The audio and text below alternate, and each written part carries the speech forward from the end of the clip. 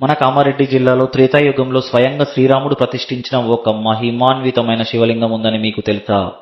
కామారెడ్డి నుండి సుమారు 30 కిలోమీటర్ దూరంలో ఉన్న మద్దెకుంట గ్రామ సమీపంలో దట్టమైన చెట్లు పచ్చదనంతో కప్పబడిన ఒక అరణ్యంలో ఈ దివ్యమైన శివలింగం ఉంది.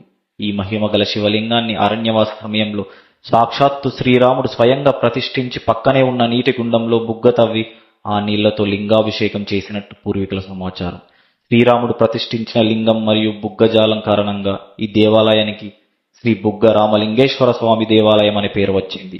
అద్భుతం ఏమిటంటే ఈ నీటి గుండం అన్ని ఋతువుల్లోనూ నీటితో కలకలలాడుతూనే ఉంటుంది. ఈ అరణ్యంలో అనేక ఔషధ గుణాలు కలిగిన వృక్షాలు ఉన్నాయి. చుట్టూ పచ్చదనం, అడవిలలో నిశ్శబ్దం, వన్యప్రాణుల సంచారం ఇవన్నీ ఈ ప్రదేశానికి ఒక అద్భుతమైన ఆధ్యాత్మికమైన వాతావరణానికి ప్రతీక.